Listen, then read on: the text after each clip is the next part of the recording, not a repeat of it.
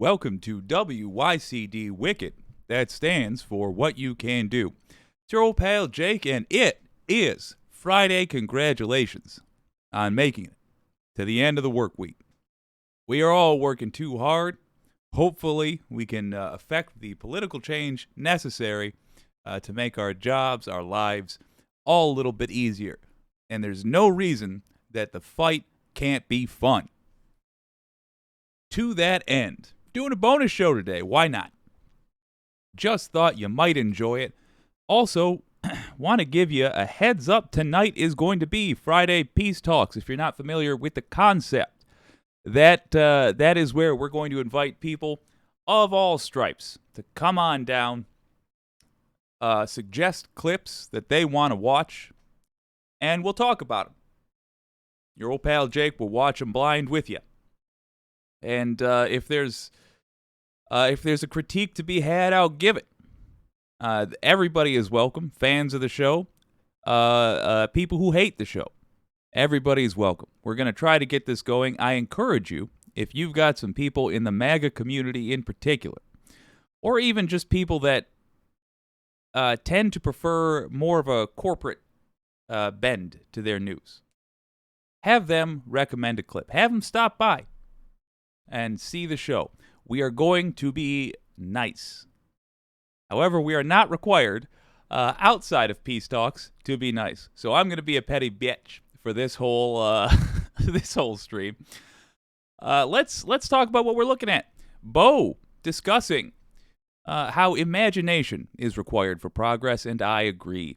Glenn Kirshner going into how DA Alvin Bragg schooled Jim Jordan for his attempt to interfere with an investigation. And then Mehdi Hassan talking about the importance of the Wisconsin Supreme Court case. And even if you're not in Wisconsin, there is something you can do. Mehdi Hassan is 100% correct. It is a critically important case. We should all help out. I recommend that we do. I'm going to show you how. Let's get into it. Bo of the Fifth Column recently discussed the importance of imagination when it comes to progress. Not merely dealing with what is, but reaching for what could be. Let's listen to the man talking about it. Well, howdy there, Internet people. It's Bo again. So today we are going to talk about electric vehicles and the Overton window and how those two things that don't seem like they have anything to do with each other kind of do. In a recent video, we talked about how the Overton window, which is the range of acceptable beliefs when it comes to a given area, when it comes to politics, that's generally how it's viewed. We talked about how it's limited by people's imaginations, their ability to imagine something better. Jeep is they're moving towards electric vehicles. They already have a hybrid out, and I have talked to my friends, and I can't wait. I really want one. Talking about a full electric Jeep that actually acts like. For the record, same. I'm very excited for just having an electric vehicle. I'm hoping to get one eventually. The idea that you can just plug it in at the end of the day, and that is I look forward to it. But also, I have seen they tend to perform better. Just purely from a selfish standpoint, they actually do tend to outperform gasoline vehicles. As this technology has advanced, we are finding they can do better and better things. But he's getting to a more interesting point. Let's let the man talk. A real Jeep. And the number one thing that people say in response to it is, you can't do that. You travel too much, and sitting by a gas station for 30 minutes while your car charges is going to drive you crazy. And I mean, I have to admit they're right. But that's peer pressure. That's tradition. Doing things the way they've always been done. True. There are now fast food restaurants that are looking at putting in EV chargers, the fast chargers. So rather than what people traditionally envision, what they imagine, which is a gas station with electric chargers outside, it's other things. It can be done at other locations, like a restaurant. So when you're on a long trip, rather than standing there at pumps, which is how people imagine it, you pull up, you plug your car in, you walk inside, you order your food. There's a link in the description to this video without your old pal Jake interrupting. I want to add in, and I'm going to start a little bit here. In a little bit here, I'm going to start proper. But I want to give you a heads up that I want to add in how we could even add on to what he's saying. But as he's talking, imagine, if you will, the version of America that people often wish we could go back to that may never have actually even existed. Imagine ma and pa rest stops. That's like the place people congregate in town.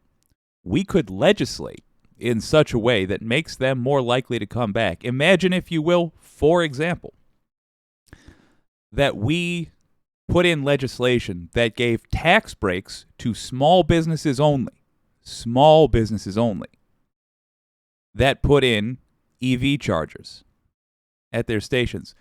Everybody's allowed to put in EV chargers, but small businesses, as in not McDonald's, but Jenny's Hamburgers, they get their EV stations installed for free or at a severely reduced discount via a tax break, allowing them to compete now with these larger stations.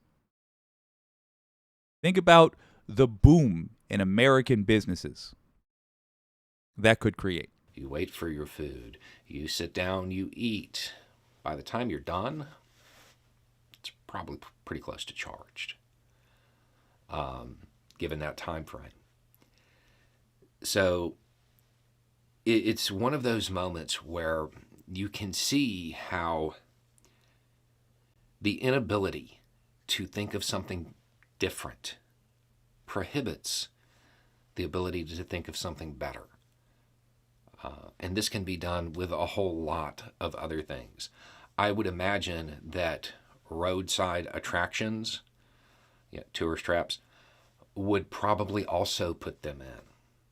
I would imagine you would find them at hotels. It's going to alter the infrastructure because it's a new type of energy.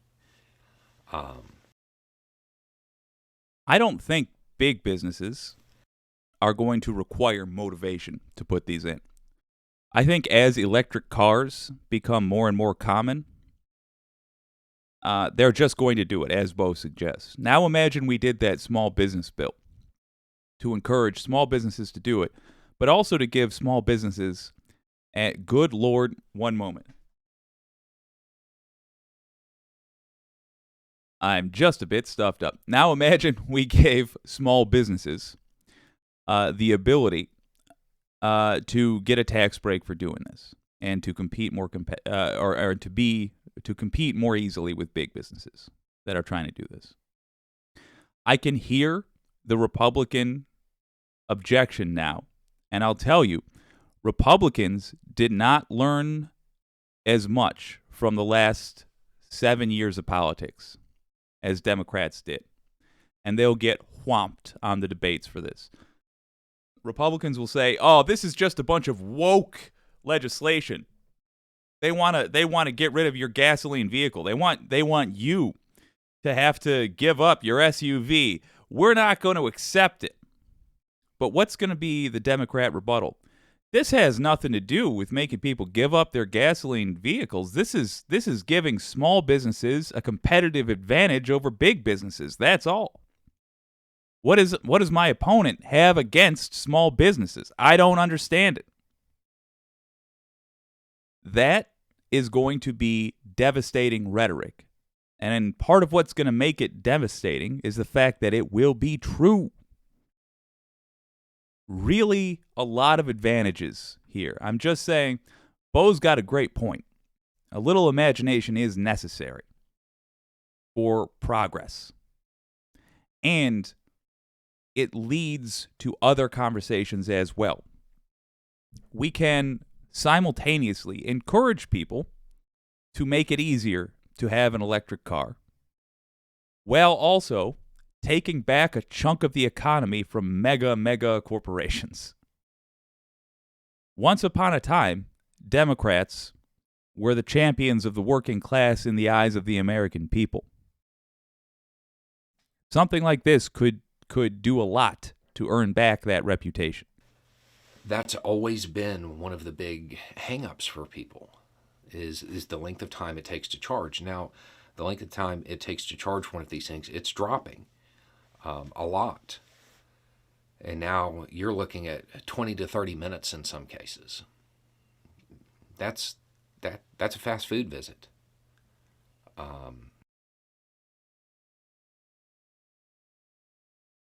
Just for the record as well, I fully believe at some point there is going to be a chain of like a car manufacturer that allows you to sign up for a service which literally lets you just swap out your battery, so that you are never, like, your battery changes constantly.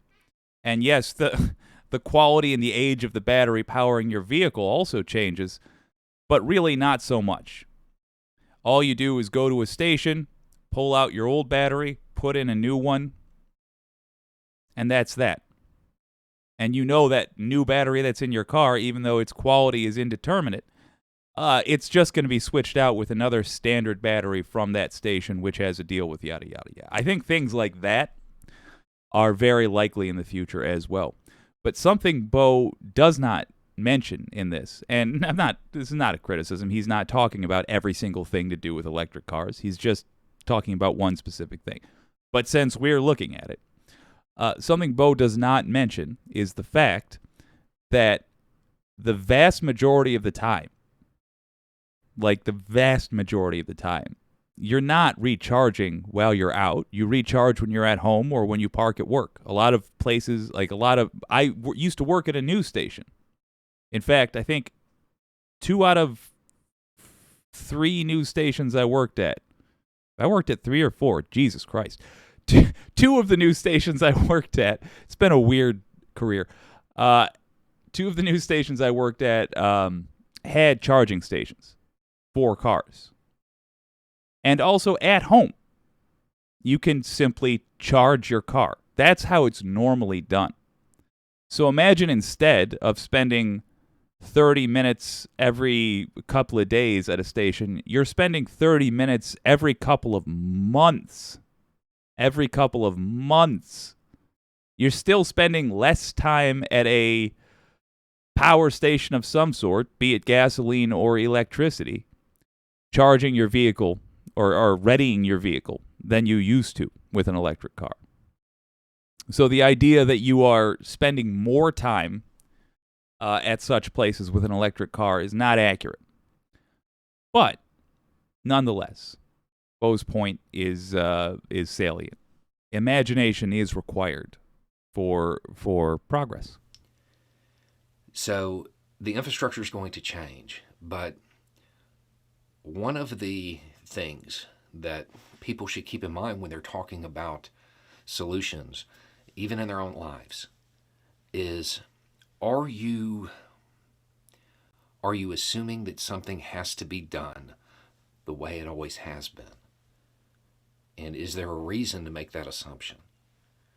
Because a small change in how something happens, well, it can make a big difference. You know, there are a lot of gas stations that exist today that have the convenience store and have a fast food place in it. So I would imagine that or other like scenarios are going to take place. I don't imagine a situation where the gas station, as we picture it today, is going to just have the pump switched out with electric chargers. the infrastructure will change. And looking at how your life runs or other issues that may be dear to your heart, always ask yourself, why are we doing it this way? And do we have to? Anyway, it's just a thought. Y'all have a good day.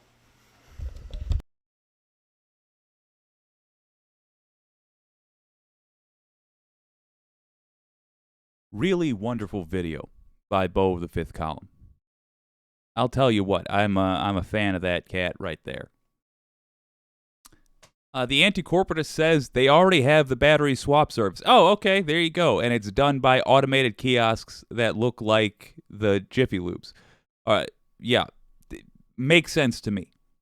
Makes sense. It's like such a layup. I can't imagine that this illusion that driving cars built around technology that's 100 years old at this point is going to keep up much longer. It's just even if you are indifferent to or actively hate the environment, you're going to have to find another way to screw it over, because electric cars are simply going to become increasingly, obviously, more convenient. And I'm excited to get one. Speaking of what you can do, you can buy one. It's that simple. If you're interested in the idea, you might not be there yet. That's fine. Certainly everybody's life is different. Everybody's needs are different. But if you are interested in buying one, you may as well wet your beak a little. A link in the description. There are tax credits for electric vehicles. I've included the tax credits for 2023. If you're interested in buying an electric vehicle, click on the link, get you some money. Let's read some comments.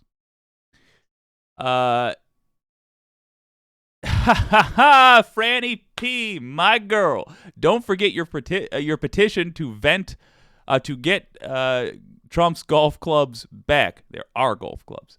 Hilarious. I signed. Hell yes. Yeah, folks. You can see it on yesterday's show. I believe there's also a video called A Kick in the Tookus on the way out. It's not of the utmost importance. It's just hilarious. Trump did steal our golf clubs, and we can sign a petition that would pressure him to give them back. By the way, help me out here. Share that petition with the Majority Report if you're watching later today. Just some other lefty show. Maybe not if you watch another lefty show, try to get that going. I think that would be a hilarious thing. All we're going to do is collect as many signatures as we can, and then I'm going to send that petition to Congress. That's it. And I cannot wait to see Trump squirm over the fact that we are now demanding back the golf clubs I promise you that mother is using. The anti-corporatist says, used to love charging my electric car from my solar. Oh, my man, that's amazing. I saved something like $500 a month on gas, and if I needed to go out, the anti-corporatist says, of town or further than the range of my EV, I could just rent a car, or we can always take my wife's. Yeah, my God, that's the life I want to be living, man, I'm telling you. By which I mean having a wife. No, having an electric car.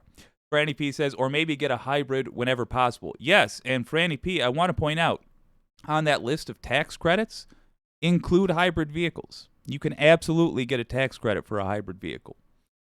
Catherine Wolf says, good morning, all. Good morning to you, Catherine. Good to see you. I tell you what, I'm enjoying Friday already.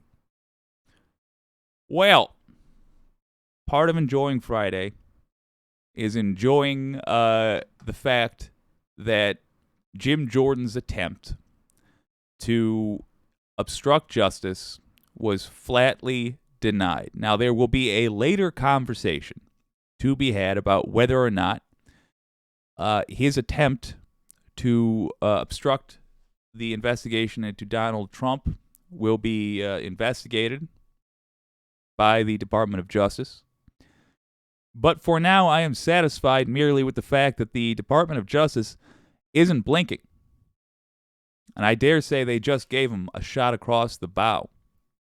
Here's Glenn Kirshner talking about it. So friends, Jim Jordan and other House Republicans recently sent a letter to New York District Attorney Alvin Bragg, trying to, in a very real sense, interfere in the New York State investigation of Donald Trump's crimes.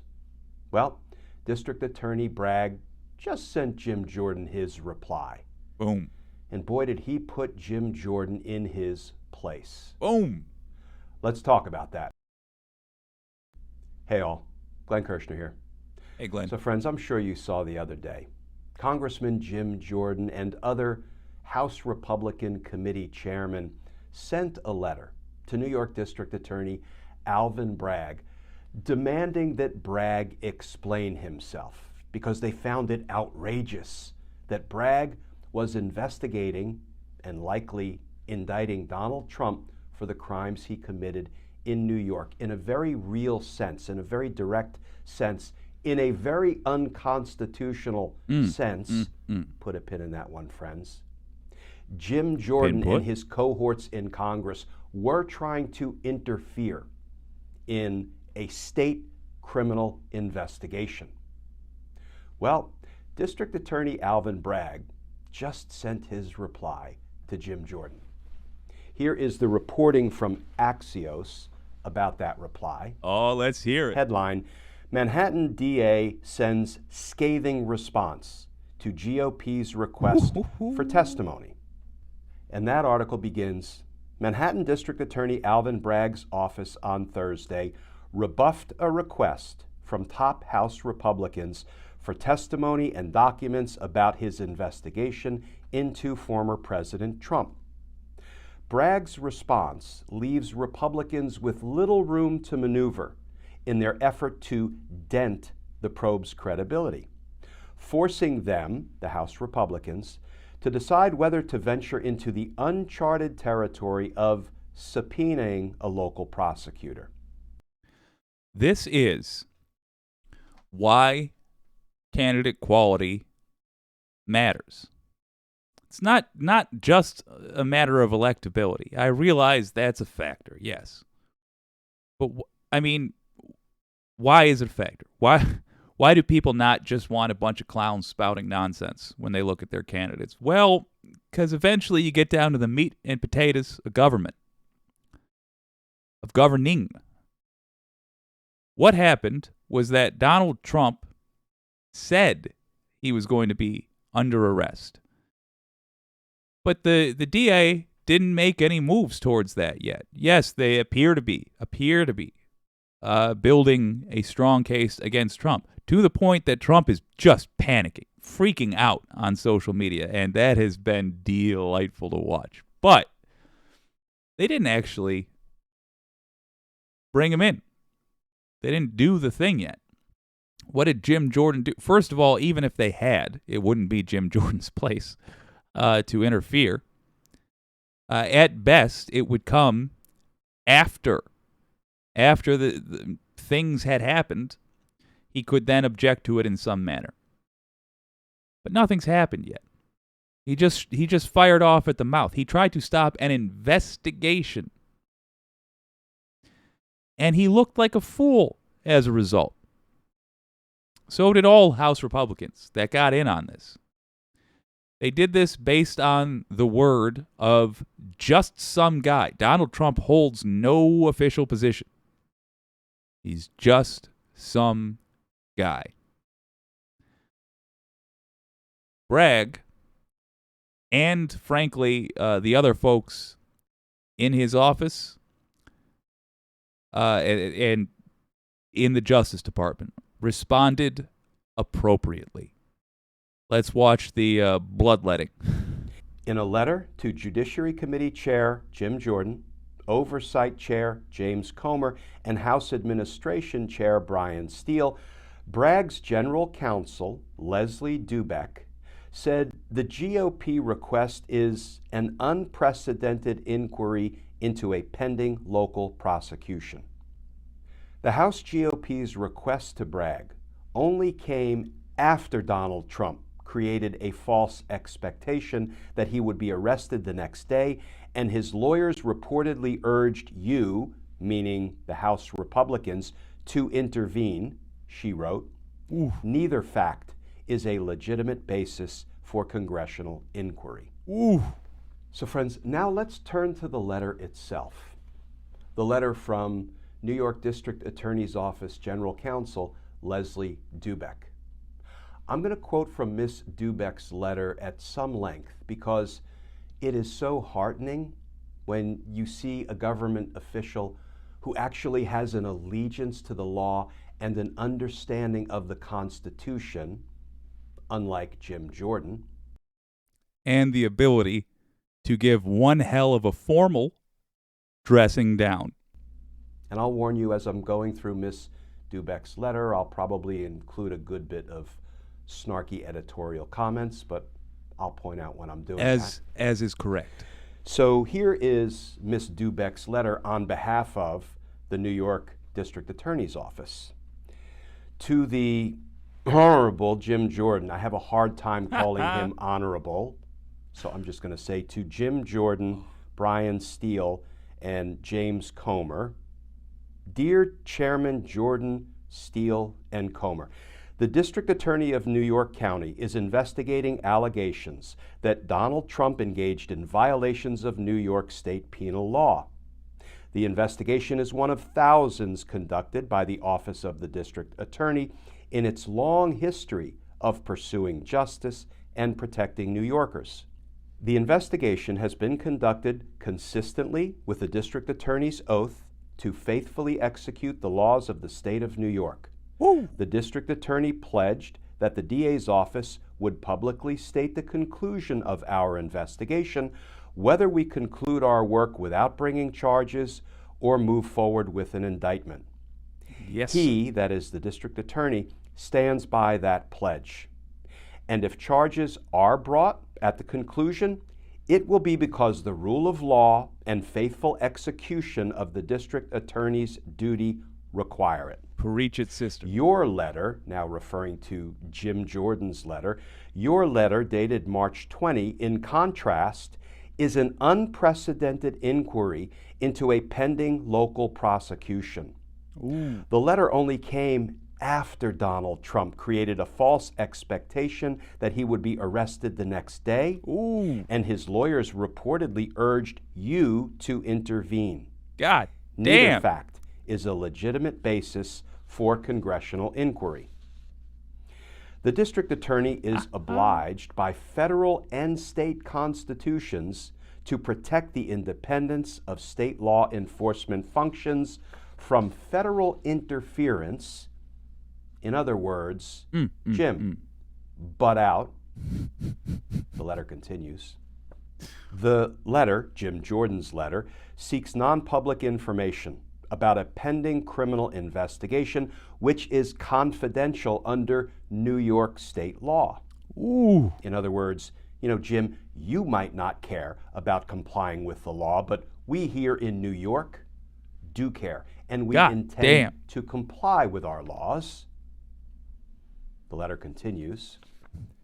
The DA's office is cognizant of DOJ's longstanding policy of not providing Congress with non-public information about investigations. So you have to love what Miss Dubeck just did there. She said, Jim, you couldn't get this kind of information out of your own law enforcement agency, the Department of Justice. You really can't get it out of the law enforcement agency of a separate sovereign, the state government, Damn. the New York District Attorney's Office. To summarize, she's basically saying, in your face, Jim. Yeah, go f yourself is what she's saying. At least that's my interpretation. It's good interpretation. The letter continues.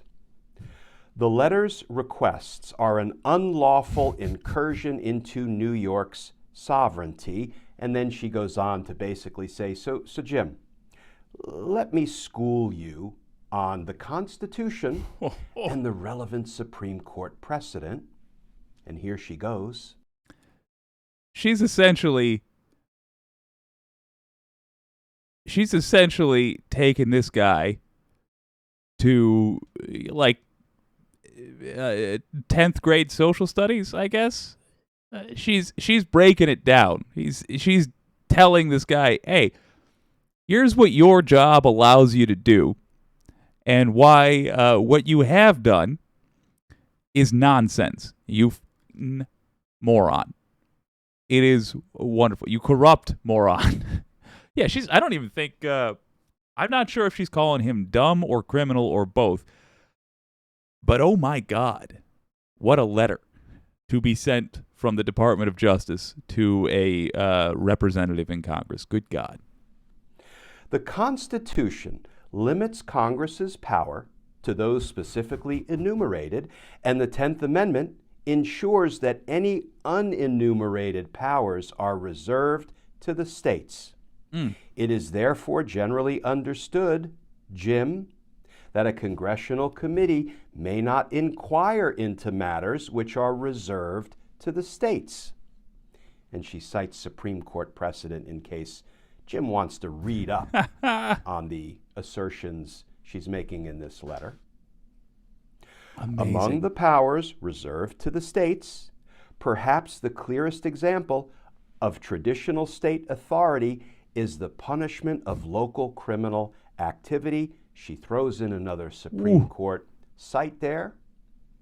Thus, federal interference with state law enforcement is peculiarly inconsistent with our federal framework, and that also comes from Supreme Court precedent. Accordingly, in summary, these requests are unconstitutional. She might be named Leslie, but on this channel, I'm calling her Haymaker Harriet. Good God. Now that's a hell of a letter. Well done, Harriet. Good Lord, I'm going to be watching her in the future. Consider yourself schooled, Jim. Ms. Dubeck then concludes the letter as follows. We trust that you appreciate the importance of our federal system, state law enforcement activities, and the critical need to maintain the integrity and independence of state criminal law enforcement from federal interference. So, to sort of sum up what General Counsel Dubeck was saying to Jim Jordan, maybe if I could translate it from legalese to Jersey speak. I'm a Jersey guy. Oh, translate. She was basically saying, Jim, why don't you just go ahead and take your attempts to interfere in our New York State investigation of the crimes of Donald Trump, and why don't you just, put him where the sun don't shine. Keister it. Yeah. Respectfully. Okay, so that was all of my editorial comment there. Delightful. So friends, I quote from General Counsel Dubeck's letter pretty extensively because she gets everything right.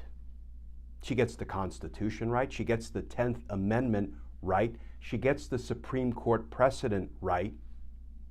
She gets Jim Jordan's attempt to interfere in a state court prosecution right.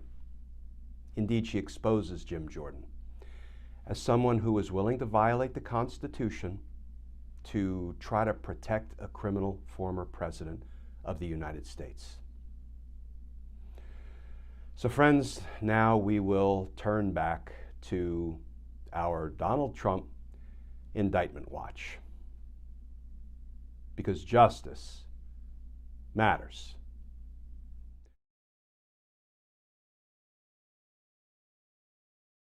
If Jim Jordan ever finds himself in a courtroom with Haymaker Harriet, she is going to spread him over that courtroom like peanut butter. I mean, good Lord.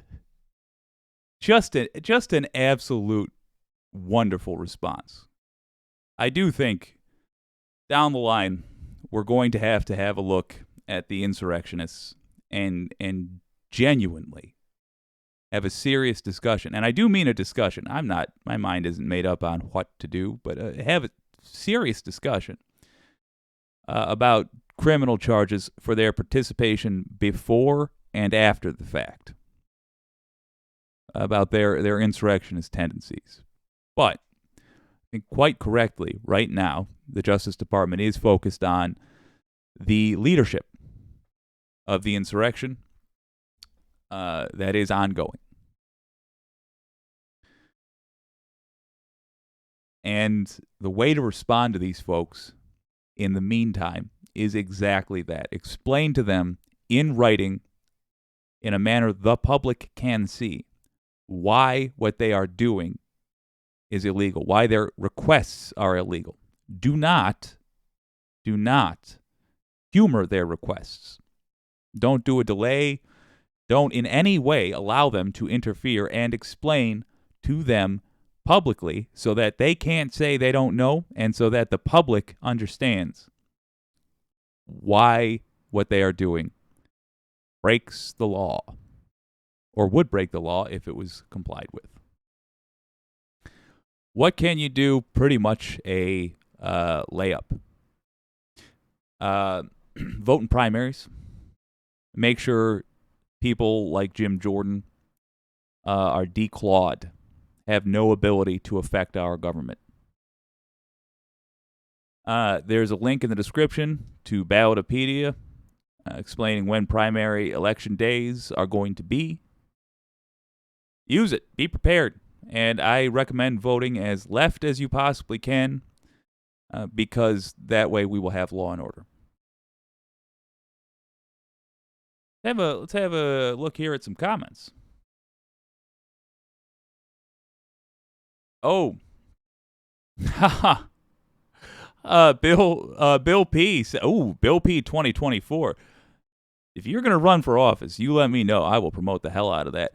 Damn, I thought Republicans spelled Republicans with a K there.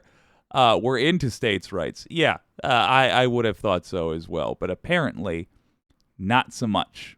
It's almost as though nothing they say they stand for has anything to do with what they're actually trying to do in office. It's almost as though they are only there looking after their own personal interests. One might suspect. Well, let's get it nice and serious. I realize it's Friday. I realize we're trying to have some fun, and we will. We will go back to having fun. But there is something I feel we should discuss. There is a critically important race happening in 2023.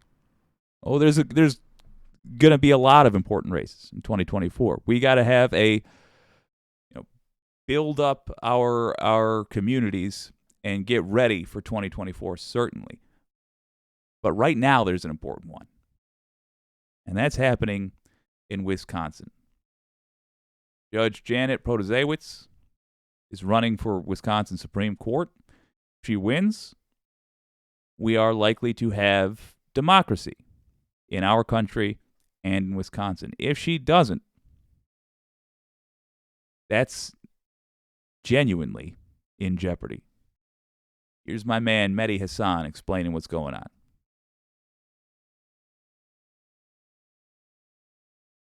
It's called the Democratic Republic of Congo, the DRC, but the Central African country isn't exactly known for the strength of its democracy. After gaining its independence from Belgium, the DRC struggled with civil war. The country's fledgling democracy has really only existed since 2006, with the election of President Joseph Kabila, elected after his father, President Laurent Kabila, was assassinated in 2001. It hasn't been smooth sailing. The DRC's latest election, held in 2018, was marked by chaos and confusion. Voting was supposed to have taken place in 2016, but was delayed 2 years, then delayed another week due to logistical challenges. Huge lines delayed voting, and the election was plagued by reports of mistakes on ballots, broken machines, and general disorder. So you might be sitting at home in America thinking, wow, thank goodness I don't live in the Democratic Republic of Congo. Thank goodness I live in Bad America news. where we have free and fair elections. Well, not quite. What if I told you that there is an American state right now in the 21st century whose democratic credentials aren't much better than those of the DRC? No, seriously. Because if you live in Wisconsin, you're not living in a very small d democratic place. You're just not. Sorry to be the bearer of bad news, but according to a study by Harvard's Election Integrity Project, quote, the integrity of Wisconsin's electoral boundaries is on par with Jordan, Bahrain, and the Congo. Before we get into why that is, aren't you embarrassed? That's embarrassing to me. That a state in my country ranks like that, is called a democracy desert. I'm embarrassed by that. I now have friends in the online left that include people from outside of the U.S., and I got to go try to hold my head high when I talk to them. And I got that. Sucks, man. When you talk to people, we're all on the internet. When you talk to people from other countries, doesn't that embarrass you? It embarrasses me, man. Genuinely. Separate from the race for Judge Janet on the Supreme Court, I do want to say, look at your state and look at whether or not your districts are drawn by the state legislature. If they are, you should change that. We've done other videos on this. In the VOD for this, I will put up as well the links necessary to... Hell, I'll update this description in a moment. The links necessary to check if your state has its districts drawn by the legislature and what you can do to change that. If it is, I'll put in the links necessary. But do check that, because that's what it comes down to. And by the way, Michigan used to be that way, with the legislature drawing the districts, and we were gerrymandered. And surprise, surprise, Republicans kept controlling things until the people changed it. Insisted it change. We went to the ballots. We changed the way we would do redistricting after the census. The results, right now, Democrats control House, Senate, and the governor seat. Also, Secretary of State. Also, Attorney General. Abortion bans are not happening in Michigan. The 1931 law that Republicans would have tried to enact that bans abortion, that's been taken off the books completely. Labor union protections have been put back in place after they were taken away by Republicans with our gerrymandered districts. Use the links. I'm going to add them now in the live stream. They will be there for the VOD. Check your state. But now let's go back to Wisconsin, because they're going to need your help, lefties. Or just, it doesn't matter what political side you're on. Democracy needs your help in Wisconsin. Let's listen to what the man has to say. Yes. Shocking, right? How is it that a state in this country, the oldest democracy in the world, perhaps the proudest democracy in the world, is on a par with one of the world's lowest ranked democracies? Well, Wisconsin is what's known in the political science literature as a democracy desert.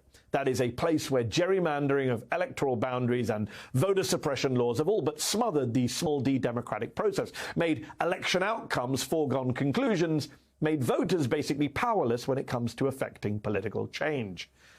And this should worry all of you watching at home, because this isn't just about the future of the Badger State. This is about America and our entire country's small d democratic future. NBC News is now projecting Joe Biden is the apparent winner in the state of Wisconsin, 10 electoral votes. That was an important prize in the Democrats' blue wall. So again, NBC News projecting that Joe Biden, the apparent winner of Wisconsin, 10 electoral votes. Remember, Wisconsin is a key swing state, one of 3 in the Midwest, along with Michigan and Pennsylvania, seen as must-wins in the Electoral College for any presidential candidate trying to win the White House in 2024. Joe Biden won Wisconsin by just over 20,000 votes in 2020, and Donald Trump beat Hillary Clinton there by a similarly narrow margin in 2016. So today I want to examine how democracy is dying in Wisconsin, why that has huge and dangerous consequences that go far beyond the borders of the Badger State, and why an upcoming state Supreme Court election in Wisconsin could put a nail in the coffin of that state and maybe even our country's democracy. The New York Times has called Wisconsin state Supreme Court race arguably the most important election in America in 2023. But before we get to that, first, let's go back to 2010, because to understand the assault on democracy and on free and fair elections in Wisconsin, you have to understand the sheer amount of brazen and anti-democratic gerrymandering that has gone on in Wisconsin. And that started back in 2010. Republicans took control of the governorship as well as the state Senate and Assembly. They fully controlled the state government there for the first time since 1998. It was a huge deal because it gave the GOP almost limitless power to redraw the state's political districts. They took full advantage of this power, redrawing multiple districts to favor Republicans. For example, take a look at Wisconsin's State Senate District 8. Before the 2011 redraw, it was a competitive district that included a portion of the liberal-leaning city of Milwaukee as well as a portion of the surrounding Republican suburbs. In 2011, District 8 was redrawn to be significantly redder. The area of District 8 that was in blue Milwaukee County was slashed in half. Or take Wisconsin's Senate Districts 21 and 22. Before 2011, each of these purple districts contained a liberal urban metro, Racine and Kenosha respectively, and each district contained conservative territory outside the cities. But in order to limit the power of liberal voters in those cities, Republicans packed Racine and Kenosha into one new district. By isolating liberal voters, the GOP created a new, safe Republican district. And the results were effective, according to research by Marquette Law School. Just want to chime in to say, is it not telling that the GOP consistently engages in anti-democratic activity? Like any opportunity they have to take away the voice of the people, they will jump on. They are not interested in a fair fight. Tells you everything you need to know about what it is they actually do. They know they cannot exist when they know they cannot compete when the competition is fair. Truly disappointing adversaries to have in this political stage. If the district maps had not been redrawn in 2011, the 2018 elections, for example, would have played out much differently for Wisconsin Dems. Democrats there would have won 46 seats in the 99-seat assembly under the previous map, but with the gerrymandered map in place, they only took 36 seats. To put it another way, a stark way, Democrats won in 2018 53% of votes cast for the state assembly, but only got 36% of the seats. This was happening in Michigan consistently, and it wasn't until the populace began to get annoyed by the way the state was getting run that Michiganders really paid attention at all to how this was working. I'm as guilty as the next guy. Wasn't until we kept saying, wait a minute, people I'm talking to, left and right, don't like the way the state's being run. Why do the people who work for us, who are supposed to be doing what we say, damn elections, forget them for a second. They're supposed to be our employees. Why do they keep doing things we don't want them to do? It wasn't until that became a regular part of the conversation that it changed. It's going to happen in Wisconsin too. But first, this race for the Supreme Court in Wisconsin is key. Here's why. In what world would you consider that a democratic outcome? It's not. In the Congo, maybe? Unfortunately, things have only gotten worse. Maps are redrawn every 10 years after the census. So just 2 years ago, Republicans got to move the lines even further in their favor. And the result? In 2022, they gained 3 more state house seats. The Wisconsin Assembly's Democratic minority leader said it best last year with this bleak pronouncement. Democracy is not real when it comes to the legislature in Wisconsin. Now, of course, this didn't happen without a fight from local Democrats. In fact, when the Republican-led legislature sent their new 2021 maps to current Democratic Governor Tony Evers, he vetoed them. Gerrymandered maps Republicans passed a decade ago have enabled legislators to safely ignore the people who elected them. And these maps here, they're more of the same. With the legislature and the Lord knows, there is very few things I agree politically with Tony Evers on, but he deserves praise for that. It was an honorable decision. It genuinely was. governor in disagreement, Democrats wanted a federal court to step in as an objective third party and redraw the maps. But instead, the conservative Wisconsin State Supreme Court stepped in a victory for Republicans, saying that it would choose the new map with the least changes possible and without regard to partisan fairness, supposedly. So Governor Evers and Republicans went back to the drawing board, each submitting new maps for the court. There are two futures we're looking at in 2024, by the way. There's the one where we don't have full control of the government, House, Senate, presidency. And then there's the one which I think is entirely achievable, in fact, plausible, which is where we do. And what we push for is going to be very dependent on how much power we have. One of the things we should push for, particularly since Biden will be looking to secure his legacy, one of the things we should push for is packing the court, the Supreme Court, because of decisions like that. Other rules that could kick out people like Amy Coney Barrett are necessary. Certainly, people like Clarence Thomas, they got to go. They got to go. But even if we're not going to put in rules like saying there is now an ethical code for the Supreme Court, even if we're not going to do that, we've got to pack it, plain and simple. Putting in more judges is necessary. And that should be a goal of 2024 if we do well.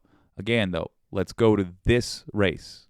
And he's taken a minute to get there, but I feel like this context is important because it demonstrates so much about why this country runs the way it runs.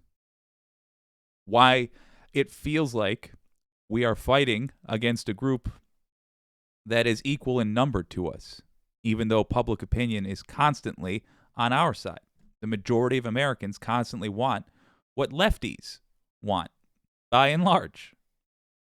But we keep having to, we just keep going righter and righter and righter, more and more conservative and even regressive in American politics. This is why. Because the game ain't set up fair in a lot of places in the United States. To consider. And in a shocking turn of events, the Wisconsin Supreme Court, which is split currently 4-3 in favor of conservatives, actually backed Evers' new map, with the swing justice Brian Hagedorn flipping on that vote. But like Lucy swiping the football away from Charlie Brown at the last second, the 6-3 Republican supermajority on the U.S. Supreme Court swooped in after Wisconsin Republicans appealed the state court decision and promptly threw out Evers' map, keeping Wisconsin as the democracy desert it sadly became. Pack the court. But It's not just gerrymandering by a GOP-dominated state legislature that's helped undermine democracy in Wisconsin. The Badger State has also pioneered the kind of autocratic, authoritarian executive rule at a state level that we've become so familiar with in recent years at a national level. Long before there was Donald Trump or Ron DeSantis, there was Scott Walker.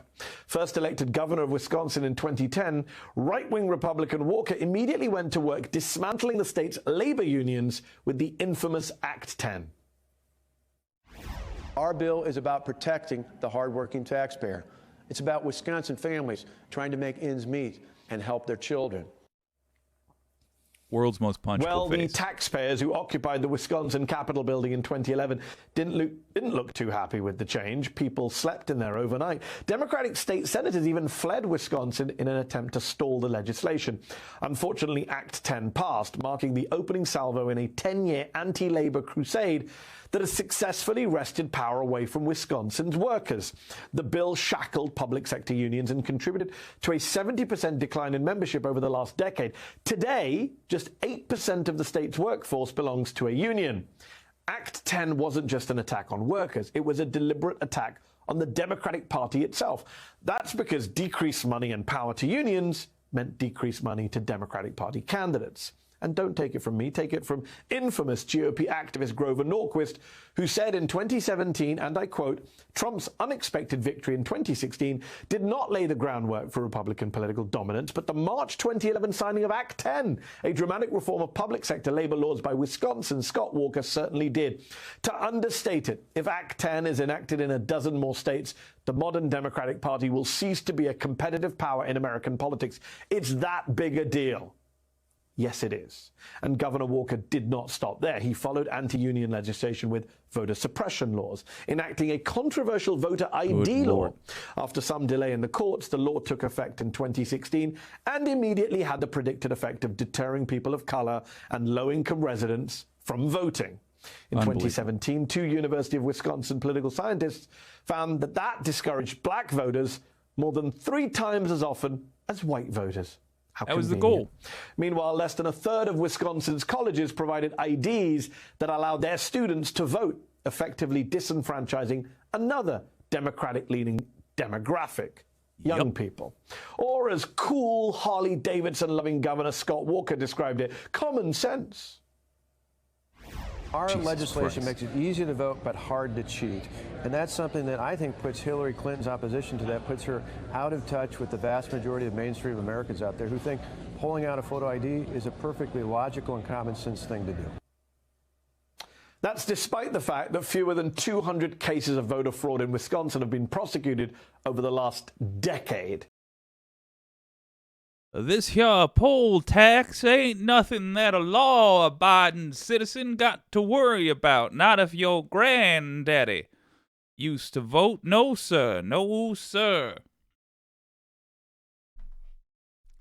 That's how that's going to appear to future generations. What an embarrassment. By the time Walker was defeated in 2018, Wisconsin had become a full-on laboratory for the GOP's autocratic experiment. And we know that all of this was intentional, a deliberate strategy to neuter any opposition, because in 2022, Republican gubernatorial candidate Tim Michels said the quiet part out loud. Republicans will never lose another election in Wisconsin after I'm elected governor. Christ. Thankfully for democracy, he lost. But the Republicans have always known what they were doing, gaming the system to skew the entire political system in their favor. Scott Walker continued to do this even after his election defeat in 2018, using the final lame duck weeks of his administration to basically stomp Wisconsin democracy further into the dirt.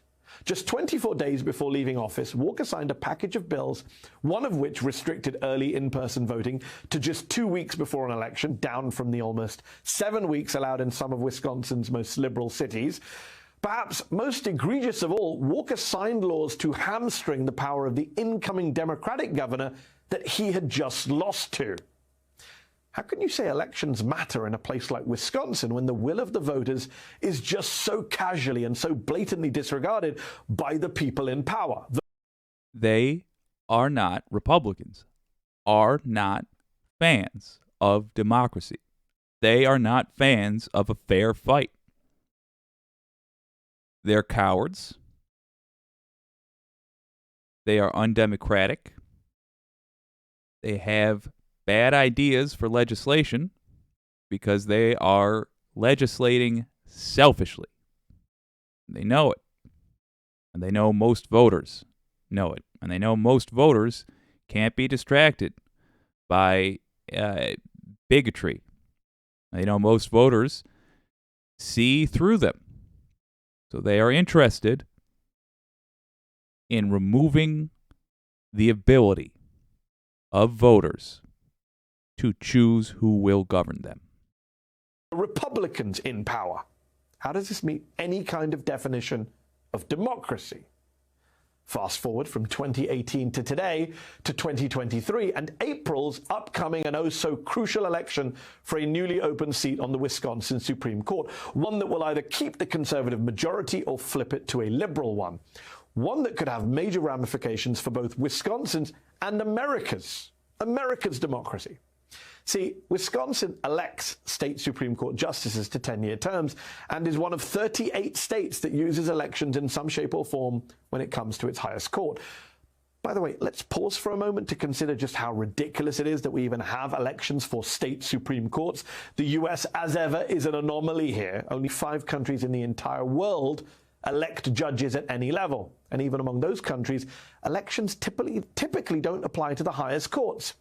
I mean, fun fact, judges are not politicians, nor should they be.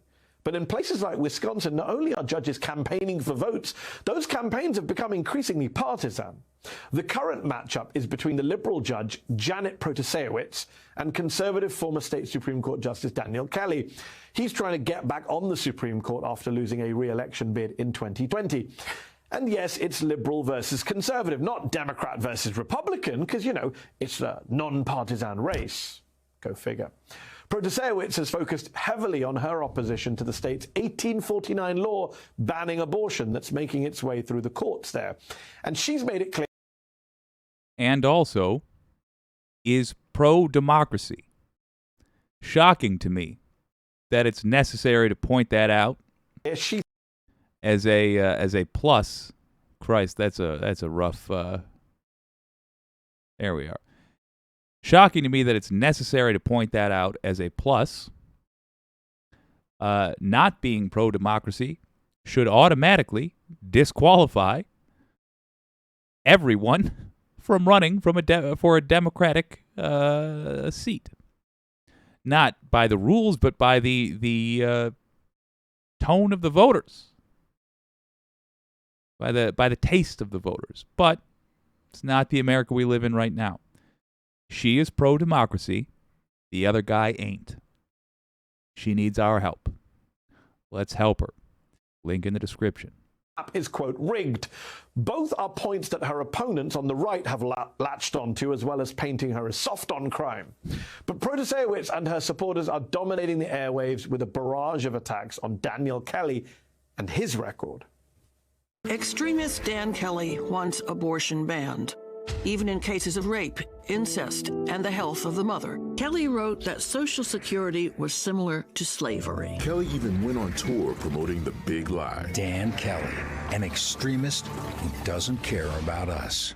For his part, Accurate. Kelly has accused Protasewicz of lies and slander in her ads, but so far has only aired a single TV ad of his own, accusing her of being a politician, not a judge. Throughout the race, Kelly has slammed his opponent for being too openly partisan, suggesting she will be an activist, radical left judge, and he says he will offer something different. When people ask you about particular issues, redistricting or abortion, what do you say to them? I say the same boring thing that I do every single time. I will decide those cases the same way I've decided all cases on the Supreme Court, according to what the law commands. I'm running to be the most boring member of the Supreme Court. Thing is, Kelly and his record are anything but boring. Before he became a Supreme Court justice, he wrote extensively in a blog on a wide range of subjects. He reacted to the Supreme Court decision recognizing same-sex marriage by writing, "We today no longer have a democracy, much less a republic." He compared affirmative action to slavery, writing in a passage he actually included in his application to become a state Supreme Court justice, "Neither can exist without the foundational principle that it is acceptable to force someone into an unwanted economic relationship morally and as a matter of law. They are the same." After he was appointed, Kelly had the blog posts pulled down, a spokesperson said at the time, to avoid the impression that he was actively commenting on political issues while on the bench. As a justice, Kelly also wrote the state Supreme Court decision that found the city of Madison could not ban guns on buses, and he's criticized conservative swing Justice Brian Hagedorn as supremely unreliable for daring to side with liberals on cases like redistricting and in upholding Joe Biden's 2020 win in Wisconsin. Which brings me to the big doozy. After Kelly lost his 2020 re-election bid, he went on to become a paid advisor for both the state and the national GOP as it was devising its fake elector scheme, you know, the Trumpian plan in some of the key states won by Biden to submit an alternate slate of electors who would vote for Trump, not Biden, and thereby overturn the 2020 election results. Ah, the modern GOP. All roads lead back to 1-6 and the big lie. The Milwaukee You will recall that about 1,000 times on this channel, I have said we need to get state investigations going into the fake elector plots. State-level investigations. One of the reasons I give, aside from the fact that it wouldn't allow Trump to be pardoned, aside from the fact that Merrick Garland moves at the speed that I imagine Trump fucks. Aside from that, it would ensure that these state-level criminals are accounted for. One of the states that could open an investigation into the fake elector plot where votes were nearly made irrelevant is Wisconsin. So could Arizona. So could Pennsylvania. So could New Mexico. So could Nevada. Wisconsin is one of those states. That would mean people like this, that punk right there, they would be under investigation for their attempts to undo democracy in the United States of America. And they ought to be. If you live in one of those states, Nevada, New Mexico, Arizona, Wisconsin, Pennsylvania. You live in one of those states, write your attorney general. Tell them that you want an investigation opened at the state level into the fake elector plots.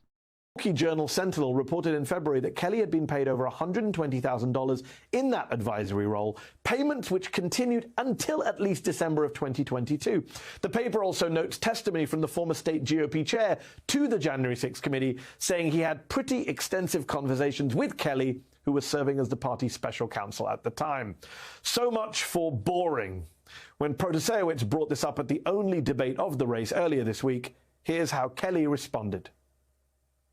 So once again, they're lying. His testimony was also that he had one conversation with me, 30 minutes, in which he asked if I was in the loop on the alternate electors slate. I told him I wasn't, because I wasn't.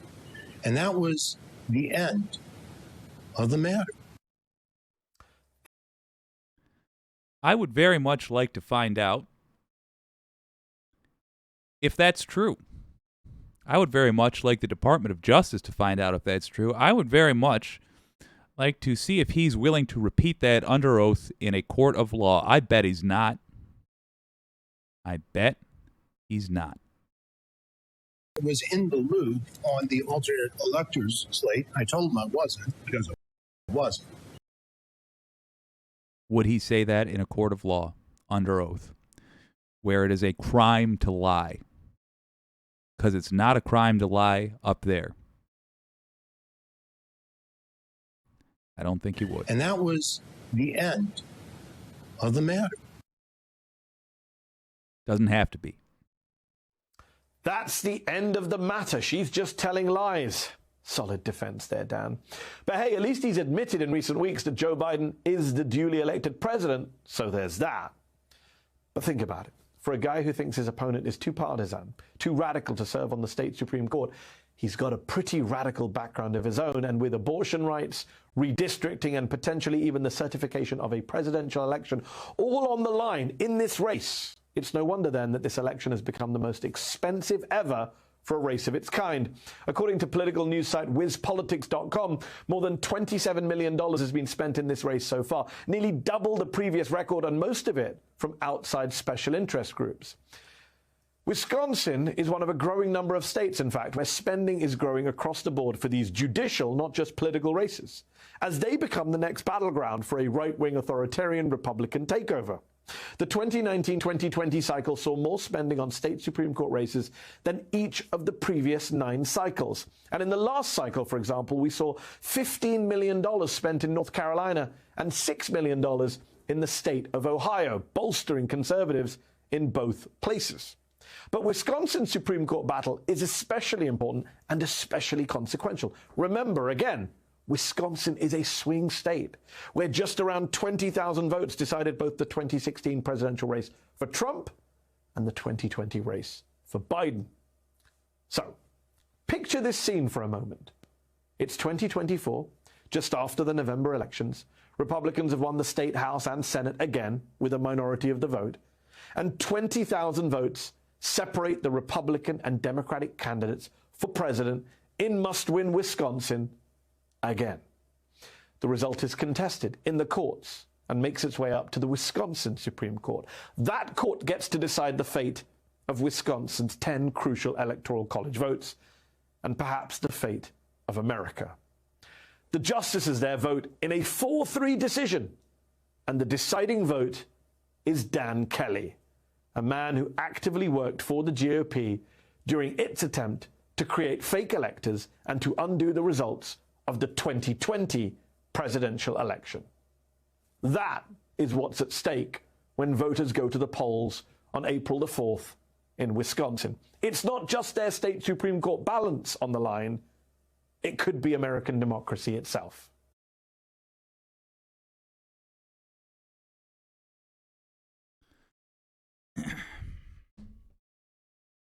Help Judge Janet. Judge Janet believes in democracy.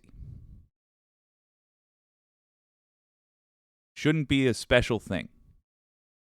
But there is a candidate for that seat, for that job, that doesn't believe in democracy. That's her opponent. You can donate money if you've got a couple of bucks to donate. You can volunteer for her campaign if you've got the time to volunteer. Help her out. I gave $5. That's what I had. I would recommend we do everything in our power to help Judge Janet. I shouldn't say I gave $5 to that campaign. I gave $5 to, what was it? The Wisconsin Democratic Party. I honestly, honest to God, get so wrapped up in this stuff, it blends together. But I'm going, God help me, to try to volunteer to make calls regardless. Do what you can. I've included the link in the description. You can help. Help her. At the very least, if you know somebody in Wisconsin, tell them about this. Make sure they know about it. It's that important.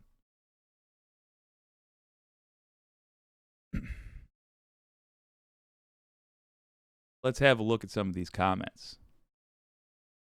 Ooh, boy.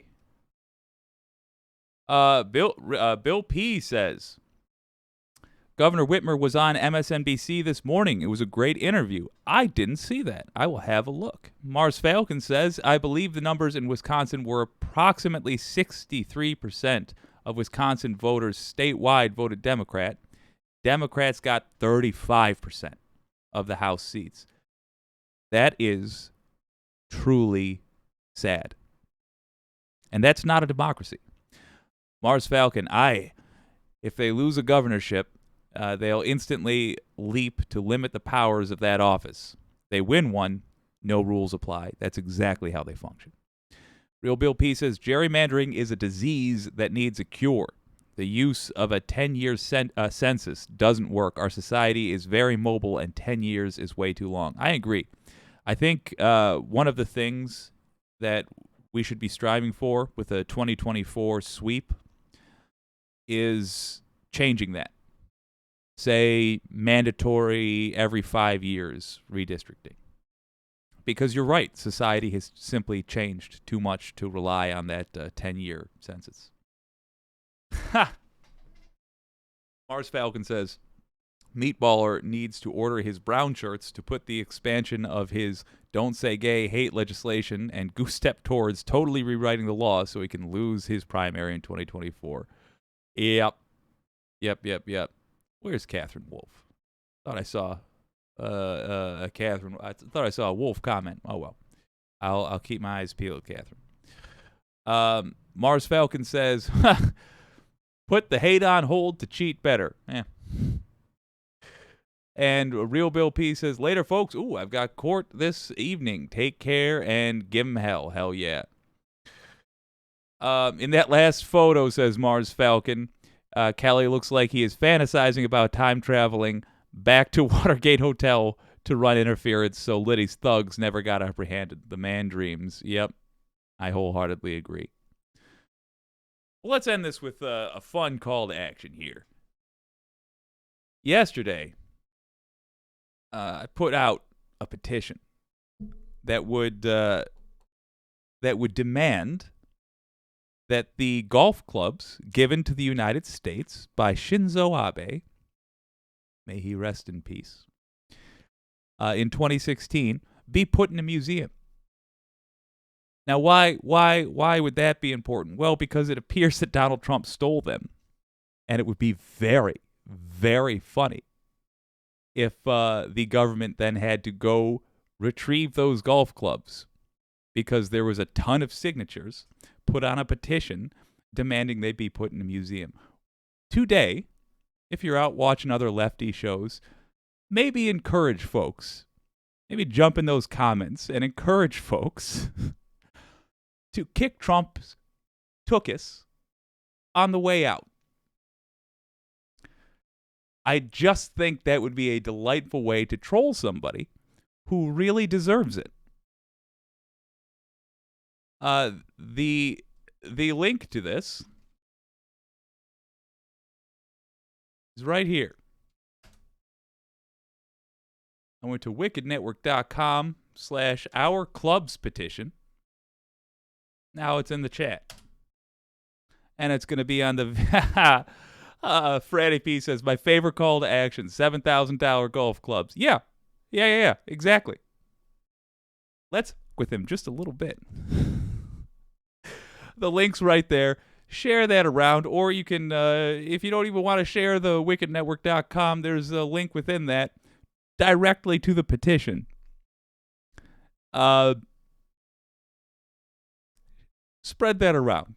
This has the potential to be very funny, and I look forward to getting a lot of folks on it so that we can properly bust this man's balls. Well, folks, tonight, 9 p.m., Friday Peace Talks. You got a piece you think we should watch? If you see one later today and you think, oh, let's talk about this together, save the URL for it.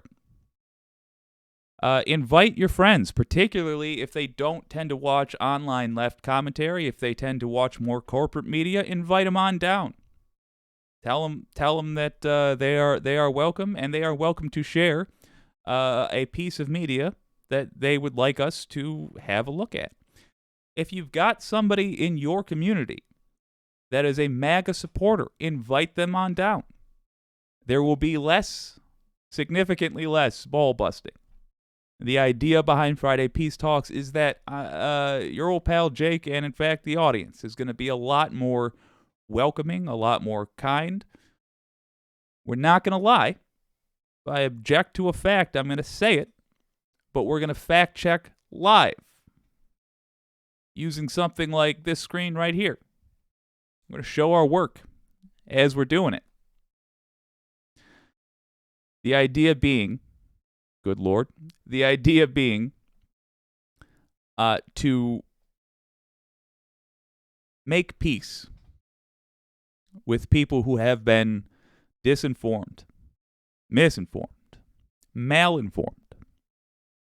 We're going to address the information itself and hope that we can convert some folks at least to talking about the same reality that the rest of us are talking about. And if we're wrong, there is no fear in finding out. In fact, I welcome it. Invite some folks to Friday Peace Talks tonight at 9 p.m. I hope to see you there. In the meantime, thank you so much for joining me on this morning stream. I had a blast. This has been WYCD Wicked. That stands for What You Can Do. I'll see you next time. My name's Jake.